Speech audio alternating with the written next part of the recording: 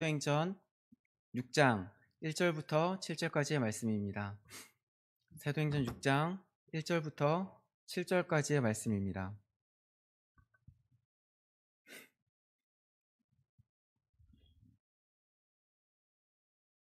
사도행전 6장 1절부터 7절까지의 말씀입니다. 제가 가진 성경으로 신약성경 196페이지에 있습니다. 함께 한 목소리로 읽도록 하시겠습니다.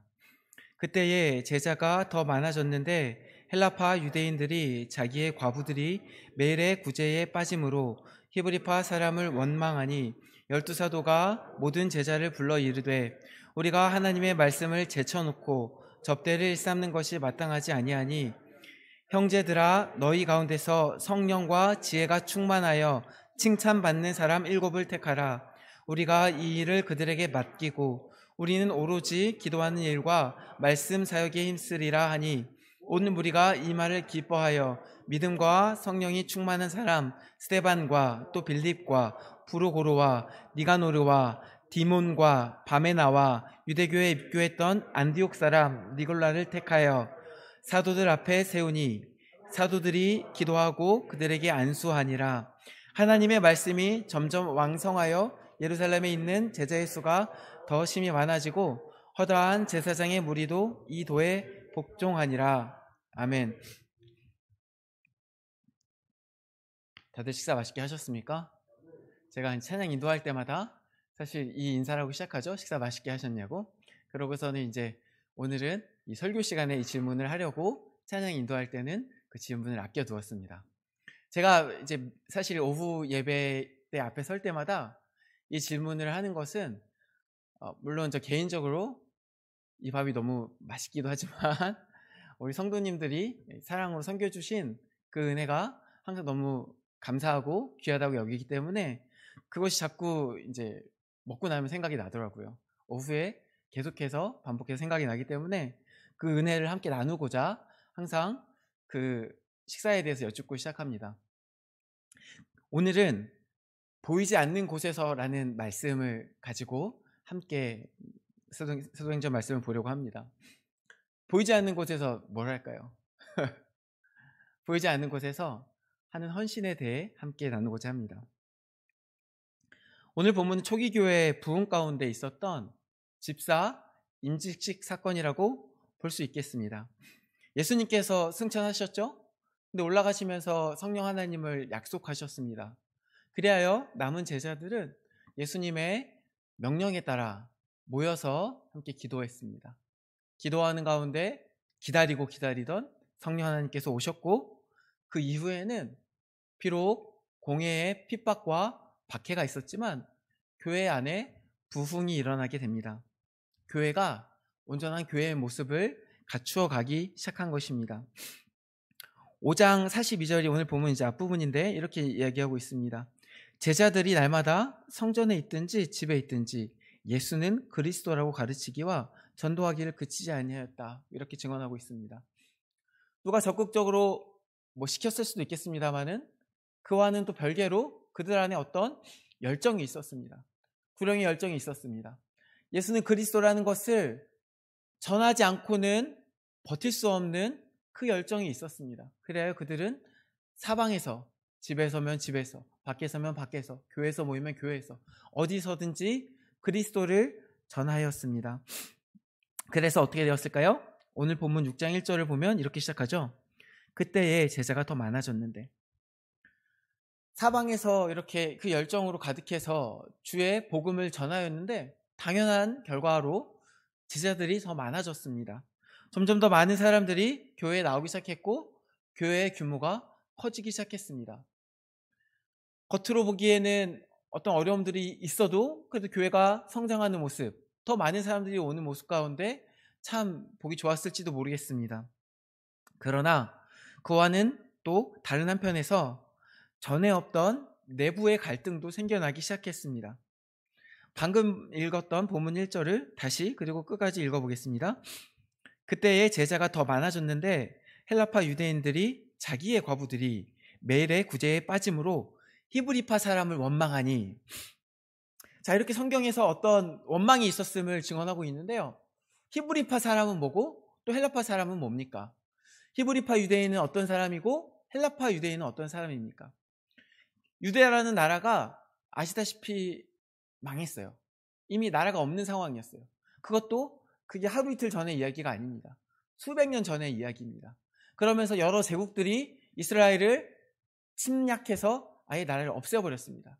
그리고 이제 왕조마다 이제 정책은 달랐겠지만, 그 제국마다 정책은 달랐겠지만, 또 많은 제국들이 그 나라를 다스리는 것을 쉽게 하려고 민족 자체를 없애려고 노력했어요. 그 중에 하나가 이주시키는 거였어요.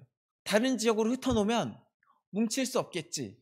그래서 어떤 사람들은 이 이스라엘 지역을 떠나서 다른 지역에 거주하기도 했고, 또 어떤 사람들은 그럼에도 불구하고 이 지역에 남아서 자신들의 정체성을 지키기도 했습니다.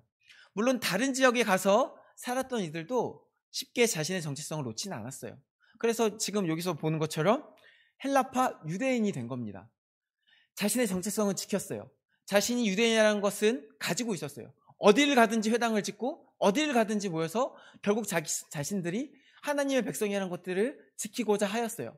그럼에도 불구하고 그들이 나고 자란 땅이 헬라어를 쓰고 헬라 문화가 이제 주변에 있는 지역이었기 때문에 헬라 문화에 익숙한 유대인들이 생긴 거예요. 이들이 헬라파 유대인들입니다. 그럼 반대로 히브리파 유대인들은 뭐겠어요? 여전히 이 땅에 남아서 히브리어를 쓰고 히브리 문화를 지키며 더욱더 자신의 정체성을 굳게 지켰던 사람들, 자신의 문화적 정체성까지도 놓지 않으려 했던 사람들, 이 사람들이 히브리파 유대인들입니다. 그런데 이 사람들 사이에 어떤 일이 일어났냐고요? 이 헬라파 유대인에 속하는 과부들이 매일의 구제에서 빠지는 일들이 있었다는 것입니다. 초기 교회가 집중했던 것 중에 하나가 이 구제 사역이었습니다. 그것은 사실 이제 성경에서 이제 예수님께서 주신 말씀의 핵심은 이웃을 사랑하라는 거잖아요. 이웃을 사랑하는 것이 예수님께서 주신 새 계명이에요. 이게 교회의 가장 큰 축이고, 이 말씀 자체가 축이고, 또 다른 축은 뭘까요? 이 말씀을 행하는 것이에요. 오늘 이제 대예배 시간에도 들었지만 듣고 행하는 것이 같이 가는 거예요. 그래서 이 초대교회는 이 예수님의 말씀을 사도들을 통해서 계속해서 듣고 다시 한번 되새기면서 한편으로는 이웃사랑을 행하였는데, 가장 대표적으로 이웃사랑을 했던 것이 구제였다는 것입니다. 매일매일 구제했던 것 같습니다. 그런데 그들 중에서 헬라파 유대인에 속한 과부들이 그 구제에서 빠지는 일들이 일어났어요. 그래서 불만과 원망이 생겨난 것입니다.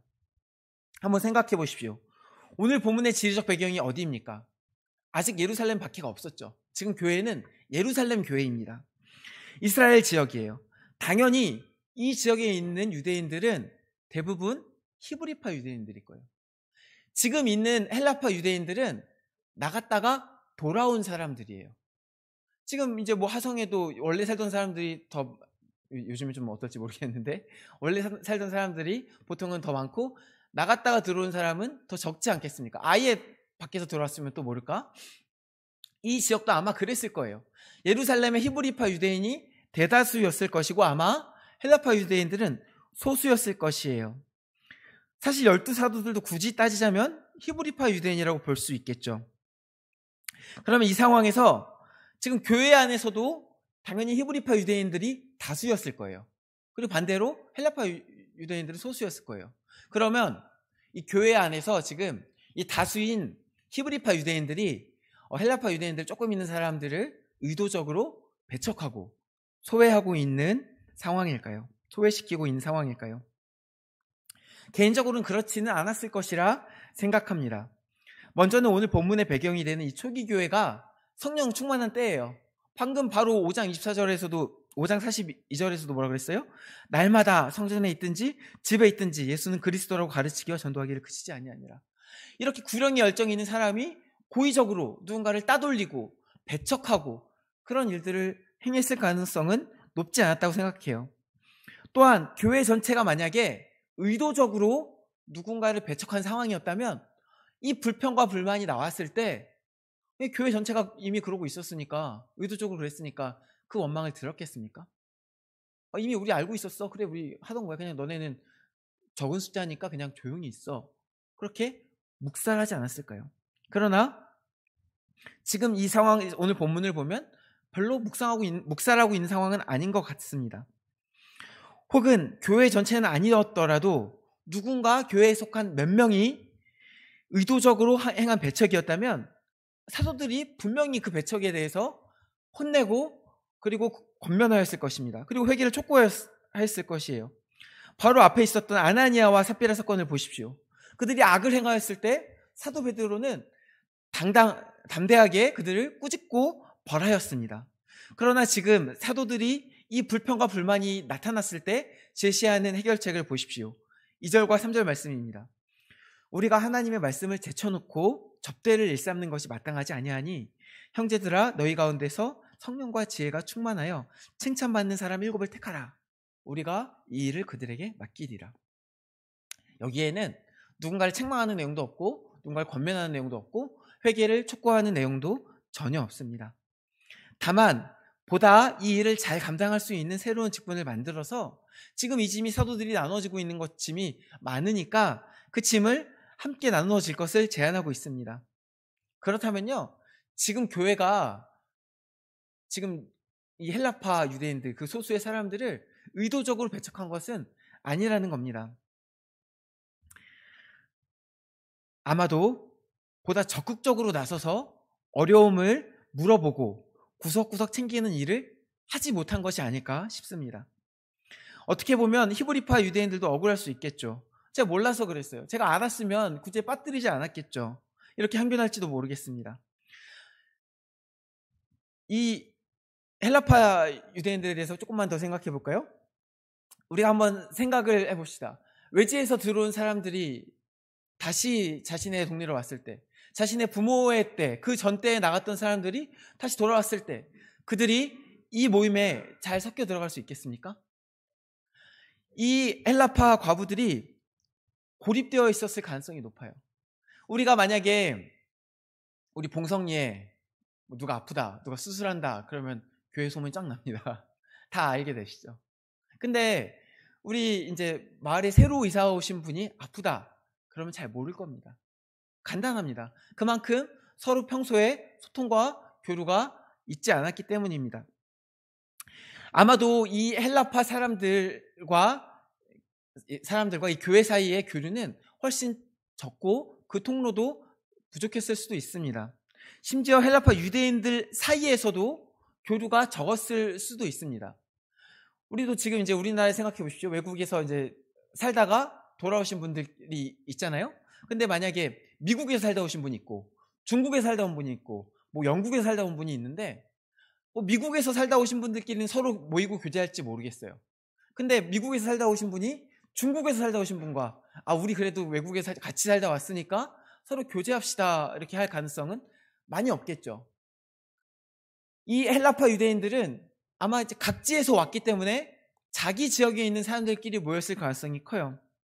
뒤에 보면 이제 6장 9절에 자유민들 즉 구레네인 알렉산드리아인 길리기아와 아시아에서 온 사람들이 회당에서 길리기아와 아시아에서 온 사람들의 회당에서 어떤 자들이 일어나 스데반과 더불어 논쟁할세 이런 말씀이 나오는데요. 지금 이 말씀만 봐도 알 수 있는 게 각자 지역에서 온 사람끼리 모이는 회당이 있었다는 거예요. 그러면 안 그래도 이 히브리파 사람들에 비해 헬라파 사람이 소수인데 지역별로 나눠져 있을 거고 그들 중에 또 일부만 이 교회에 들어왔을 거 아니에요. 그런데 그들 사이에서도 어떤 인적 네트워크가 잘 가동되었겠습니까? 자기들끼리도 누가 무슨 일이 있는지 누가 아픈지 잘 몰랐을 가능성이 큽니다. 이러한 상황에서 헬라파 과부가 매일의 구제에서 빠진 것은요, 아까 말씀드린 것처럼 그냥 더 신경 쓰지 못한 실수였을 가능성이 매우 농후해 보입니다. 의도치 않은 실수라는 것입니다. 그러나 사도들은요, 헬라파 유대인들의 불만에 대하여 어떤 이유를 들어서 핑계하거나 또 교회 누군가를 책망하지도 않습니다. 다만 성도들 가운데서 성령과 지혜가 충만하여 칭찬받는 사람 7을 택하면 우리가 이 일을 그들에게 맡기리라고 명하고 있습니다. 스스로가 헬라파 과부들을 챙기지 못한 실수들을 인정하고 이에 대해서 확실한 대안을 제시하는 것입니다. 그것은 성도들의 삶을 돌아보고 그들의 어려움을 적극적으로 다가가서 먼저 찾아봐 줄 집사들을 세우는 것이었습니다.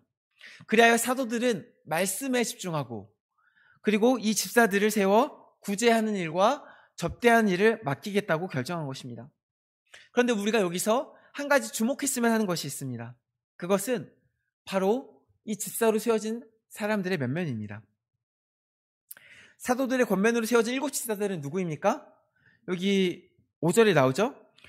스데반과 빌립과 브루고로와 니가노르와 디몬과 바멘과 니골라입니다. 제가 이렇게 한 사람 한 사람 이름을 이렇게 천천히 조심스럽게 읽는데 왜 그러냐면 읽어보지 않은 발음들이라서 그렇습니다. 되게 낯선 이름들이에요. 스데반과 빌립은 그래도 익숙하시죠? 좀 더 성경을 읽어보신 분들은 그래도 니골라까지는 들어봤을 수도 있어요. 뭐 니골라 당 이런 게 뒤에 나오거든요. 근데 그 외의 이름들은 성경을 좀 보셨다 하시는 분들도 전혀 본 적 없는 낯선 이름들이실 거예요. 이게 유대인식 이름들은 사실 좀 반복되는 게 있어요. 그래서 이제 예수님도 예수님이지만 이 여호수아라는 이름, 예수아라는 이름은 되게 많았어요. 요셉도 많았죠. 이렇게 어떤 이 유대에 익숙한 이름들이 반복되는 이름들이 있는데 지금 이 이름들은 완전히 낯선 이름들이라는 거예요. 왜냐? 이 사람들이 헬라파 유대인들이기 때문에 그래요. 이 사람들의 이름이 헬라파 유대인들의 이름이에요. 유대식이 아니에요, 지금. 그래서 우리한테 익숙하지 않은 거예요. 7명이 다 그렇습니다. 심지어 니골라는 유대인도 아니었어요. 니골라는 이제 유대교회에 입교했다가 그 말은 뭐냐면 원래 이제 이방인이었는데 유대교회에 입교해서 유대인이 된 거예요. 그래서 그리고 나서 이제 다시 또 그리스도교로 다시 한번 들어왔다는 것입니다. 그러면 이 7 집사가 모두 다 히브리파 유대인이 아니라 헬라파 유대인이었다는 것은 우리에게 어떤 통찰을 제공할까요? 우선 이들은요, 그들 스스로가 헬라파 유대인이었잖아요. 그러면 헬라파 유대인들에게 다가가기 쉬웠겠죠. 히브리파 유대인들에 비해서 그래도 같은 헬라파 유대인들이 나도 다른 지역에서 왔어요 하면서 서로 손 내밀고 다가가고 소통하기 쉬웠겠죠. 그래서 7 집사를 세우는데 지금 다 헬라파 유대인들을 세웠다는 것이에요. 즉 교회는 헬라파 과부들이 챙김받지 못한 문제를 심각하게 받아들이고 정말 이제 다른 구제는 둘째치고 이 헬라파 유대인들의 과부가 구제에서 빠지는 것을 해결하기 위해서 사람들을 다 헬라파 유대인들로 세웠다는 것이에요. 그런데 생각해 보십시오. 아까 말씀드린 것처럼 이 헬라파 유대인들은 소수예요. 그러면 구제를 받을 유대인들도 과부들도 헬라파 과부들이 많겠습니까? 히브리파 과부들이 많겠습니까? 히브리파 과부들이 많겠죠. 그러면 이 7 집사가 세워짐으로써 그러면 이 헬라파 과부들만 집중하고 히브리파 과부들은 이제 신경 안 쓰겠다는 것입니까? 결코 그렇지 않겠죠. 물론 이 헬라파 7 집사가 특별한 하나님의 은혜 가운데 헬라파 유대인임에도 불구하고 히브리파 유대인들도 섬기고 헬라파 유대인들도 잘 섬겼을 수도 있어요. 실제로 뭐 그런 역할들을 했을 거라고 믿습니다. 그러나 제가 생각하기로는 7 집사가 히브리파 유대인들까지 다 섬기기에는 인간적인 능력의 면에서 한계가 있었을 거예요. 마을 사람들이랑 다 모르잖아요. 이제 새로운 사람들한테 다가간다고 쳐도 기존에 있던 히브리파 사람들의 그 인적 네트워크는 들어가기가 쉽지 않잖아요. 그들 가운데 어떤 어려움이 있는지, 누구의 집에 아픔이 있는지 어떻게 알겠어요? 그러면 여전히 다수인 히브리파 유대인들 접대하고 구제하는 일들은 어떻게 했을까요? 그것은요, 분명히 오늘 본문에는 등장하지 않는, 성경에 보이지 않는 누군가의 섬김으로 가능했을 것입니다. 이미 7 집사가 세워지기 전에도 사도들을 도와 구제와 섬김을 행하던 히브리파 유대인들이 있었어요. 분명히 있었을 거예요. 사도들이 이 일들을 다 행하지 아니하고 분명히 이 일들을 같이 맡아서 하는 사람들이 있었을 거예요. 예수님 때에도 많은 여성 제자들이 보이지 않지만 예수님을 따라다니며 그들을 섬기고 구제한 일들을 함께 했어요.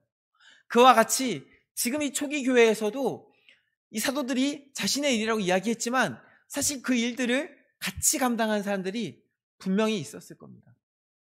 그리고 그들이 지금 이 일들이 벌어졌을 때 자신들의 헬라파 유대인들을 섬기지 못한 것들이 드러났을 때 과감하게 그 7자리를 다 헬라파 유대인들을 세우고 이제는 나는 다 맡겼으니까 나는 손 놓을게 한 게 아니라 뒤에서 보이지 않는 곳에서 여전히 그들을 섬기지 않았을까, 그렇게 추측해 볼 수 있습니다. 그리하여 어떻게 되었습니까? 7절 말씀입니다. 하나님의 말씀이 점점 왕성하여 예루살렘에 있는 제자의 수가 더 심히 많아지고 허다한 제사장의 무리도 이 도에 복종하니라. 이렇게 성경은 증언하고 있습니다.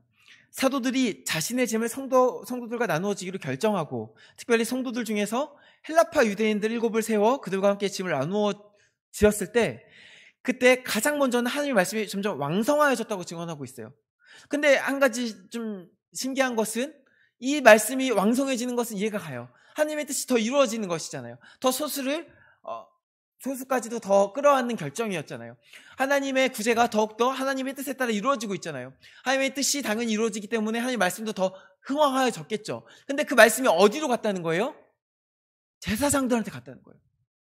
제사장들 중에 헬라파 유대인이 있었을까요? 아니, 지금 사람들을 세워서 특별히 일꾼들을 헬라파 일꾼들을 세웠는데 그러면 우리가 생각하기엔 논리적인 귀결은 헬라파 사람들 중에 큰 부흥이 있었다 이런 얘기가 나와야 되는 거 아닙니까? 실제로 이제 성경을 보면은 그 다음에 이제 스데반이 은혜와 권능이 충만하여 큰 기사와 표적을 민간에 행하는데 어디서 행하냐? 아까 읽은 9절인데요.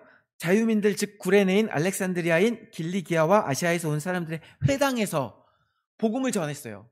스데반이요, 자신이 익숙한, 어쩌면 그가 속했던 곳인지 모르겠는데 헬라파 유대인들이 모이는 그 회당에 가서 복음을 전했어요. 아마 그들 가운데 그래서 복음이 더 널리 퍼졌겠죠. 나중에 빌립은 심지어 이방인들한테 가서 전도했어요. 실제로 그런 일도 일어나긴 했어요. 실제로 헬라파 사람들을 세우자, 헬라파 사람들을 통하여서 헬라파 사람들에게 복음이 흘러가고 그들 가운데 이적이 일어나고 또 한편으로는 심지어 이방인들까지 그 하나님의 복음이 흘러가는 놀라운 역사가 있었어요. 근데 그 전에 그보다 앞서서 뭐가 있었냐? 이 예루살렘 땅에 자리 잡고 있는 제사장들, 어쩌면 그 어떤 히브리파 사람들보다 더욱더 굳어있는 이 가운데 있는 사람들, 그 유대인 중에 유대인, 정통 유대인, 그들이 예수님의 말씀에 순종할 리가 없는 그들이, 예수님의 말씀 가운데 쉽게 무너질 리 없는 그들이 복종하였다는 거예요. 재미있는 것은 헬라파 유대인들을 세웠는데 이 제사장이 일어났다는 거예요. 제사장들 가운데 부흥이 일어났다는 거예요. 우리의 논리로는 이해가 가지 않아요. 우리의 논리로는 연결고리를 찾을 수가 없어요. 아무리 상상력을 동원해봐도 그 중간고리를 찾기가 어려워요. 근데 그러면 우리가 찾을 수 없는 것은 어디에서 온 것이냐? 하나님께서 온 건 아닙니까? 하나님께서 기뻐하시는 일들을 행할 때 가장 먼저는 하나님께서 그 땅 가운데 부흥을 주시는데 우리가 생각하는 어떤 논리적인 흐름에 따라 주시는 것을 초월하여 그 땅 가운데 하나님의 은혜가 충만하게 이루어지니까 헬라파 유대인들을 세웠는데 히브리파 유대인들 가운데서도 부흥이 일어나는 거예요. 그리고 그 부흥이 점점 퍼져나가는 거예요. 하나님의 뜻에 따라 이 헬라파 사람들을 세우고 또 한편으로는 이 일들이 잘 이루어지도록 성경에는 한 줄도 기록되지 않았지만 어쩌면 누군가 한 사람일 수도 있고 두 사람일 수도 있고 몇 사람 안 되는 사람일 수도 있지만 누군가 보이지 않는 곳에서 이름이 안 적혀도 좋으니까 내가 집사가 되지 않아도 좋으니까 자신의 모든 것을 다해 섬기는 그 사람들을 통하여서 이 일들이 일어났다는 것이에요. 사랑하는 성도 여러분, 교회는 이와 같아야 합니다. 교회는 예수님의 몸이 되어 섬기는 공동체죠. 그래서 서로 사랑해야 됩니다. 교회의 두 가지 축이 그래서 결국은 가장 중요한 두 축은 말씀을 듣는 것과 말씀을 행하는 것. 말씀을 행하는 것이 결국 이 구제가 되는 것이에요. 근데 이 안에서 누군가는 소외될 수 있어요. 소외받는다 느낄 수 있어요. 일부러 배척하지 않아도 일부러 누군가를 놓치지 않아도, 누군가를 외면하지 않아도 누군가는 소외받는다 느낄 수 있고, 또 상처받을 수 있고, 아픔을 겪을 수 있습니다. 오늘 본문이 나온 초기교회뿐 아니라 이것은 어느 교회나 마찬가지예요. 사람이기 때문에 그래요. 사람이 행하는 것은 그렇게 됩니다. 근데 그것이 드러날 때, 그 원망과 불만이 드러날 때 하나님 앞에서 자신의 어떤 인정까지도 내려놓고, 그렇지만 또 다른 누군가를 또 세워서 함께 이 일들을 감당하고자 했을 때 하나님의 일들이 일어난다는 것이에요. 누군가는 그 소수의 사람들에게 집중해야 되는 게 맞아요. 특별히 우리 교회 가운데에도 새로운 누군가 올 때 그 사람들에게 집중해야 합니다. 특별히 그런 사람들을 세워서 교회 가운데 새로 오는 사람들을 환영하고 환대하는 일들이 일어나야 합니다. 그러나 그 모든 것 뒤에는 뭐가 있는 거예요? 보이지 않는 곳에서 섬기는 손길들이 있는 거예요. 우리 삼복교회에도 이와 같은 분들이 계시죠. 많이 계시죠. 보이지 않는 곳에서 제가 계속 칭찬하고 좋아를 하는, 밥 해주시는 분들하고, 무슨 일만 있으면 교회 나와서 청소하시고 밥하시고 운전하시고, 그리고 여러 가지 무슨 일만 있으면 누가 시키지도 않았는데 찾아가 보시고 전화해 보시고, 아무도 없는데 혼자 나와서 뭐 전도하시는 분도 계시고 뻥튀기 튀기시는 분도 계시고.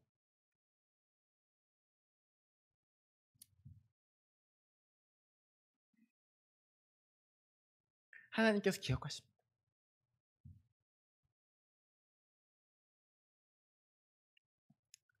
이 일들을 행하다가 우리가 지칠 수 있습니다. 우리가 열심히 한다고 했는데 누군가 상처를 받아요. 우리가 열심히 한다고 했는데 누군가는 소외받는다고 느껴요. 결과가 보이지 않습니다. 하나님 언제까지입니까?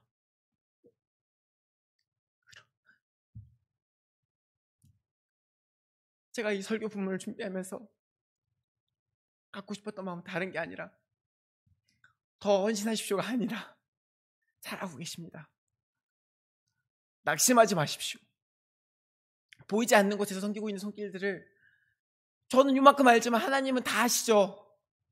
저는 이제 조금 봐가지고 3년 동안 조금 봐서 그 조금 보면서 그걸 볼 때마다 제 마음에 얼마나 큰 감동이 있는지 모릅니다. 하나님은 어떻겠습니까? 하나님께서 보고 계십니다. 바라기는 낙심하지 마십시오. 그리하여 때가 이르면 열매를 거둘 것입니다. 보이지 않는 곳에서 교회를 위해 섬기시는 그 손길 가운데 하나님의 복이 있음을 믿습니다. 하나님 절대 받고 돌려주지 않는 분이 아니십니다. 하나님 자존심이 있죠. 하나님 어떻게 그래요? 하나님 자신에게 주신 헌신들을 100배, 1000배, 만배로 갚아주시는 분이십니다. 우리가 하는 헌신들이 당장 어떤 열매가 보이지 않을 수 있고, 누군가는 계속 쓰러지는 것 같아 보일 수 있고, 나도 좀 넘어지고 싶은데 싶을 마음이 들 수도 있고, 화도 날 수도 있습니다. 그러나 낙심하지 마십시오. 보이지 않는 곳에서, 성경에 한 줄 기록되지 않았지만 보이지 않는 곳에 섬긴 그들의 눈물과 헌신과 피땀으로 오늘날의 교회가 세워진 것입니다. 우리 삼복교회도 이 땅 가운데 하나님의 나라를 세울 것입니다. 바라기는 그 날을 소망하며 낙심하지 않는 저와 여러분 되시기를 주님의 이름으로 축원합니다. 기도하시겠습니다. 사랑하는 하나님, 우리에게 은혜를 베풀어 주셨음을 우리가 기억합니다. 우리가 드리는 작은 헌신은 아무것도 아니지만 주님께서 또 그 헌신을 받으시고 기뻐하심을 우리가 믿습니다. 우리가 그 선을 행할 때마다 마음이 지칠 때가 있고 어려울 때도 있습니다. 넘어질 것만 같을 때들도 많이 있고, 또 우리 중에 넘어지는 것 같아 보이는 사람들도 있습니다. 주님, 우리가 서로의 짐을 나누어질 수 있게 하시고 우리가 낙심하지 않게 우리를 지켜주시옵소서. 성령 하나님의 은혜로 덮어주시옵소서. 감사드리오며 예수 그리스도 이름으로 기도드립니다. 아멘.